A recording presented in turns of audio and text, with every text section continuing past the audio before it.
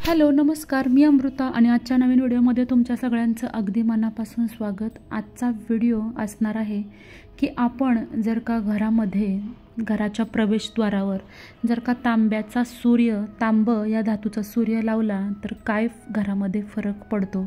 तुम्ही बऱ्याच ठिकाणी बऱ्याच घरांमध्ये पाहिला असेल की त्यांच्या प्रवेशद्वारावर हा तांब्याची सूर्यदेवताची जी प्रतिमा आहे, जसे तुम्हाला मी व्हिडिओमध्ये दाखवते त्या पद्धतीने लावलेली असते। तर ती का लावलेली असते असा प्रश्न तुम्हाला याआधी कधी पडलाय का? तर त्याच प्रश्नाचं उत्तर आजच्या व्हिडिओमध्ये आपण देणार आहोत। तर तांब्याचा सूर्य लावण्याचे भरपूर असे लाभ आहेत। सगळ्यात महत्त्वाची गोष्ट म्हणजे तांब्याचा सूर्य जर का घरामध्ये लावला तर घरामधली सकारात्मक ऊर्जा ही वाढीस लागते। घरामध्ये कायम चांगलं आनंदाचं वातावरण हे निर्माण होतं आणि घरामधले जे काही क्लेश असतील, जे काही दोष असतील ते दोष हळूहळू निघून जाण्यास मदत होते। अशी मान्यता आहे की ज्या घराच्या प्रवेशद्वारावर तांब्याचं हे सूर्य लावलेलं आहे, सूर्याचं हे जे प्रतीक लावलेलं आहे, त्या व्यक्तीला समाजामध्ये भरपूर असा मानसन्मान मिळतो आणि जीवनामध्ये त्यांना सगळ्या सुखसुविधा या मिळतात। पण हा तांब्याचा सूर्य घरामध्ये किंवा प्रवेशद्वारावर कुठे लावायचा ते सगळ्यात महत्त्वाची गोष्ट आहे। तांब्याचा सूर्य हा नेहमी पूर्व दिशेला दरवाजावर किंवा खिडकीवर तुम्ही लावण्याचा प्रयत्न करा, कारण हीच दिशा आपल्या सूर्यदेवतेची आहे आणि त्याच दिशेला ही प्रतिमा लावणं हे शुभ मानलं जातं। जर का तुमच्या घरामध्ये पूर्व दिशेला खिडकी किंवा दरवाजा नसेल तर हे सूर्यदेवतेचं प्रतीक आहे, ते तुम्ही तुमच्या घराच्या प्रवेशद्वारावर लावू शकता। तांबा हा खूप प्रभावशाली असा धातू आहे। तांब्याचा सूर्य हा ज्या घरामध्ये असतो तिथं नेहमी सकारात्मक ऊर्जेचा वावर असतो। वास्तुशास्त्राच्या अनुसार घरामध्ये सूर्यदेवतेची पूजा केली तर त्याचे अनन्यसाधारण महत्त्व आहे।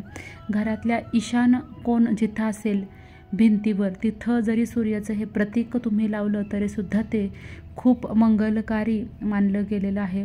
आपल्या घरामधली सगळी निगेटिव्हिटी आणि नकारात्मकता हा सूर्य हा जो असतो तो खेचून घेत असतो। सूर्याचं जे प्रतिबिंब असतं ते खेचून घेत असतं, त्यामुळे सूर्य लावणं हे अतिशय चांगली गोष्ट आहे तुमच्या घरामध्ये। जर का तुम्ही नवीन घर बांधले असेल किंवा तुम्ही नवीन वास्तू बांधली असेल आणि तुम्हाला जर का तुमच्या घरामध्ये वास्तुशास्त्रानुसार काही बदल, काही चेंजेस करायचे असतील तर घरामध्ये नक्कीच सूर्याची ही तांब्याची प्रतिमा लावा।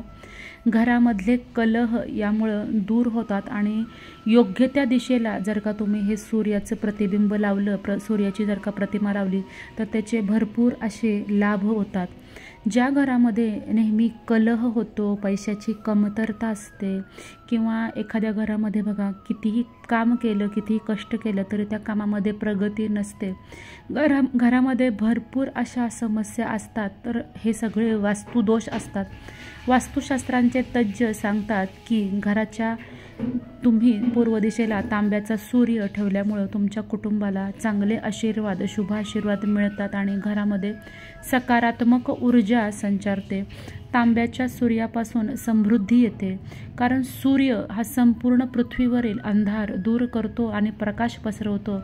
हिंदू धर्मामध्ये सूर्यदेवता ही अतिशय पूजनीय मानली गेलेली आहे।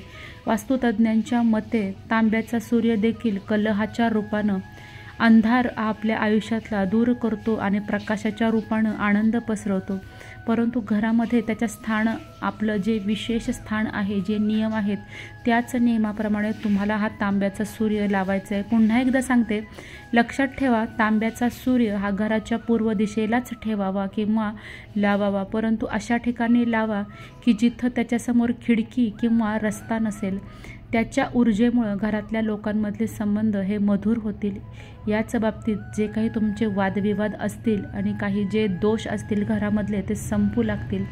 कामाच्या ठिकाणी सुद्धा तुम्ही तुमचा जिथे बिझनेस असेल तिथं सुद्धा तुम्ही हा तांब्याचा सूर्य हा लावू शकता। तुम्हाला तुमच्या व्यवसायामध्ये उद्योगधंद्यामध्ये सुद्धा भरभराट जाणवेल की भरभराट होती आहे किंवा तुमची प्रगती होती हे तुम्हाला थोड्याच काही दिवसांमध्ये जाणवू लागेल। तर अशा प्रकारे तांब्याचा सूर्य तुमच्या घरामध्ये तुम्ही लावलेला आहे का किंवा तुम्हाला ह्या गोष्टी याआधी माहीत होत्या का, मला नक्की कॉमेंट सेक्शनमध्ये सांगा। जर का आजचा हा छोटासा व्हिडिओ पण महत्त्वपूर्ण व्हिडिओ जर का तुम्हाला आवडला असेल तर नक्की आपल्या व्हिडिओला लाईक, चॅनलला सबस्क्राईब करायला अजिबात विसरू नका। व्हिडिओ इतरांसोबत शेअर करा जेणेकरून त्यांनासुद्धा या गोष्टीची माहिती होईल। लवकरच भेटूया नवीन व्हिडिओमध्ये आणि नवीन माहितीसोबत। तोपर्यंत माझ्याकडून सगळ्यांना श्री स्वामी समर्थ।